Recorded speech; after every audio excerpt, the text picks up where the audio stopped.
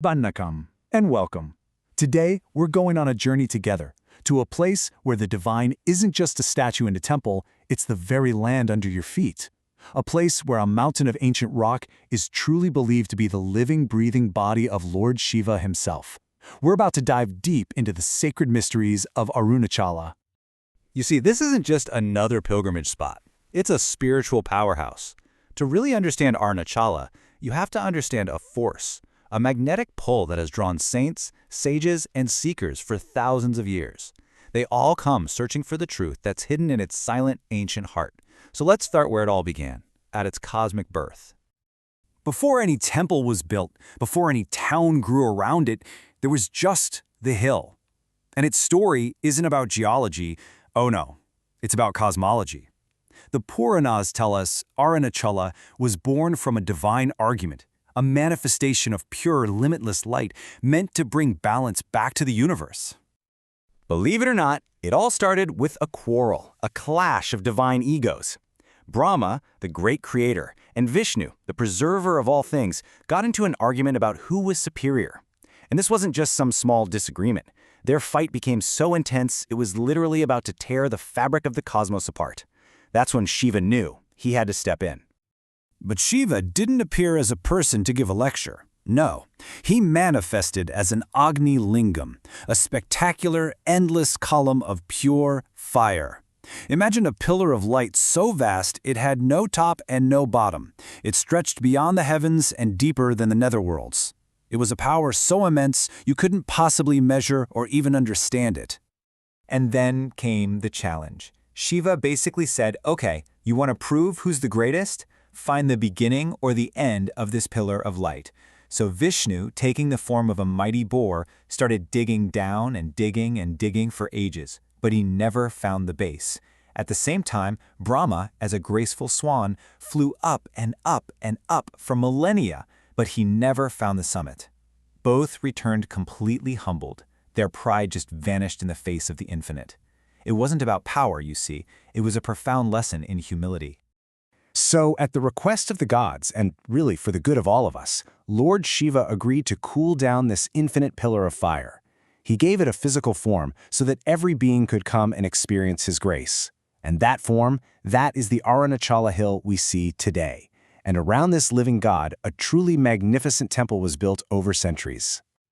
And the history of this temple is just as grand as its origin myth. I mean, way back in the 7th century, the Nayanar saints were already singing songs about it. Then the great Chola kings came and expanded its inner sanctums. And later, it was the Vijayanagara kings who gave it those absolutely breathtaking gopurams, the towers that seemed to touch the sky. Each dynasty added its own layer of devotion, building a home for the formless fire. Now here's a number for you, 14 kilometers. What do you think that is? Well, it's the length of the most sacred practice at Arunachala. And what's so fascinating is that this practice doesn't happen inside the temple. It happens all the way around the hill itself. It's a walk of devotion, a pilgrimage that circles the divine. This sacred walk is called Girivalam, and it's so much more than just a hike. Devotees walk these 14 kilometers barefoot to truly connect with the sacred earth. And there's a rule. You must always keep the hill, Shiva himself, to your right side. The belief is that with every single step you take with a reverent heart, you're literally dissolving layers of your karma, shedding your ego, and purifying your soul. It's a walk towards liberation itself. Now, this is something that makes Arunachala completely unique. For other holy places, it's said that liberation might come when you see the deity or when you pass away there. But the sacred texts about Arunachala, they say that ultimate freedom is possible just by holding its name in your mind, just thinking of it. That's how powerful this living mountain is believed to be. So when you have a spiritual fire burning this brightly, it's only natural that it attracts those who are seeking warmth and light. And that's why Arunachala has always been a magnet for the highest souls, for mystics and great sages who could feel its incredible, unparalleled spiritual energy. If you listen to the whispers among the sadhus, the holy people there, they'll tell you something amazing. They say the hill is literally inhabited by tens of millions of siddhas. Now, these are not people you can see with your eyes. They are enlightened masters who exist in subtle, energetic forms. Their consciousness has merged with the mountain, and they've been meditating there for thousands of years for the good of the world. So when you walk that Garivalam path, you're walking in their unseen, powerful presence. In more modern times, we've seen this incredible energy manifest through some amazing saints. On one hand, you have someone like Ramana Maharshi, the great sage of silence. His very presence was a teaching. And then, on the complete other end of the spectrum, you have Seshadri Swamigal, a master whose divine state looked like madness to the outside world, but whose grace was just beyond powerful. It just goes to show how the same divine energy can express itself in such beautifully different ways. Two simple words, but they hold an entire universe of meaning. Who am I? This was the heart of Ramana Maharshi's teaching. After a spontaneous death experience when he was just 16, he was irresistibly drawn to Arunachala, and he never left. He taught that by turning your attention inwards and asking this one question, who am I, relentlessly, you could discover your true self, which is the same timeless silent consciousness that Arunachala itself embodies. And the stories about these masters, they're just things that defy all logic. I mean, can you imagine the young Ramana was meditating in an underground shrine, and he was so completely absorbed in the self that he was totally unaware that insects and vermin were literally eating the flesh on his legs. Then there's Seshadri Swamigal, who is said to have calmed a rampaging elephant with nothing more than a single glance. And Yogi Ram Kumar, the divine beggar, who was known for countless miraculous healings. These aren't just stories. They're seen as real demonstrations of what happens when a human consciousness merges completely with the divine. Okay, so we've looked at the myths, the history, and the saints. But now let's peel back another layer, because Arunachala isn't just what you can see.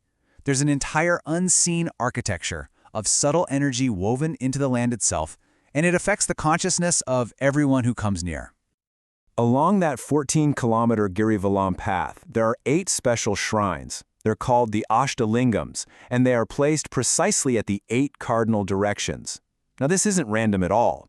Together, they form a powerful energy grid, a kind of mystical mandala that encircles the entire hill. It's thought to amplify and regulate the mountain's spiritual energy. And each lingam offers a specific blessing, from removing fear to curing disease, creating a complete circle of divine grace for the pilgrim. If you really want to understand the scale of devotion here, just look at the Karthigai Deepam festival. This is when they reenact that original myth of the column of fire. A massive cauldron is placed on top of the hill, and get this, it's filled with 3 tons of ghee and lit. It creates a flame you can see for miles around. And the number of people who come to witness this? Up to 3 million pilgrims. It's an incredible, living reminder that Arunachala is a beacon of light against all darkness.